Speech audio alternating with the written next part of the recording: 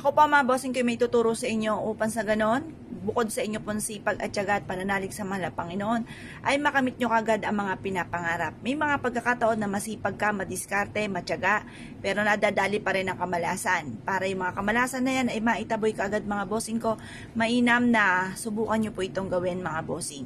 Ngayon pa mga bossing, ito po isa sa mga subok na napakaswerte, basta't kapag ikay gumawa ng ganito, kailangan may 100% kang paniniwala, tapos sipag at tiyaga mga bossing.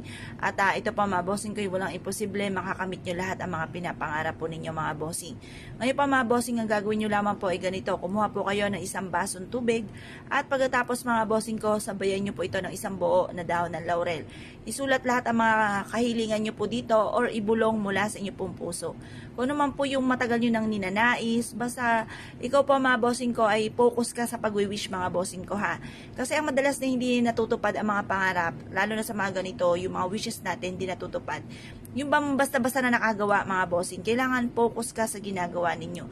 At naniniwala ka na magiging matagumpay ka at naniniwala ka na hindi laging ganyan ang takbo ng inyong pamumuhay. Subukan nyo po ito at makakatulong po ito upang sa ganoon ay magtuloy-tuloy ang pasok ng swerte. Ngayon pa mga bossing, ang gagawin nyo lamang magwi-wish po kayo. Sabihin nyo po dito, sa pamamagitan ng aking sipag at tiyaga, double time sa pagkayod at pananalig sa mahal na Panginoon, at sa pamamagitan ng pampaswerteng ito ay makakamit ko lahat ng aking mga pinapangarap. Kailanman na hindi na ako mamumblema tungkol sa usapin ng pera, hindi na ako mangungutang, or kung may utang ka, makakabayad ka agad ako sa aking mga pagkakautang. Sa aking negosyo or pinaplanong negosyo ay dito ako'y magiging matagumpay. Ganun pa mga bossing, or kaya banggitin ko ano may mga numero na tinatayaan po ninyo. Ito pa mga bossing, dahil kahit sa palengke mga bossing or kahit minsan may nakakilala sa akin na humingi ng numero, at yun nga po mga bossing, meron akong isa sa mga nabigyan ng numero na talagang tuwan-tuwa. Kaya ako naman nalaman kasi napadpad doon yung kasama ko nang pumunta ako. Sabi niya sa akin, alam mo yung binigyan mo ng numero, tuwan-tuwa at nagpapasalamat dahil nanalo daw po sa dalawang number na binigay ko. Ngayon pa mga bossing, ang ibibigay ko pa mga bossing ko ay dahil malapit na mag-birthday ang aking bunso, mga bossing ko, sa October 27, Gis 27, at ang edad po niya ay 11 years old. Bahala na po kayo dyan mga bossing ko. Bagamat medyo ano-ano pa rin po mga bossing ko, ay bahala po kayo kung gusto nyo pong itong tayaan. Pero para sa akin mga bossing ko, ano po yung nais ninyong numero, yun po ang tayaan po ninyo mga bossing. Kumbaga kapag kinabog ka lamang gusto nyo po mga bossing ko, ay subukan nyo po yung gawin. Ngayon pa mga bossing, or kaya kapag kinanaginip mga bossing, kasi ganun din ako, naniniwala ako lalo na sa mga panaginip ko mga bossing ko, na nagkakatotoo po ka agad.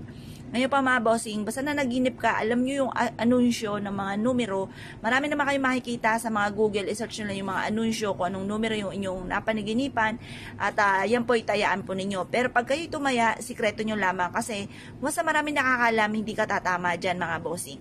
Tapos, once na gustong-gusto mong mag-grab na, halimbawa pagkakataon na ikaw yung maka-jackpot or manalo, lalong hindi ka nananalo. Kaya kailangan kapag kayo tumaya, kalmado ka lamang. Iwaksin nyo to sa inyong isipan, magtrabaho kang mabuti, yan po ay makakatulong sa inyo. Yan yung malaking posibilidad na kayo po ay maging matagumpay kaysa sa pagtama-tama. Pero kung kayo mananalo, swerte niyo po yan. Kumbaga para sa inyo talaga yan mga bossing.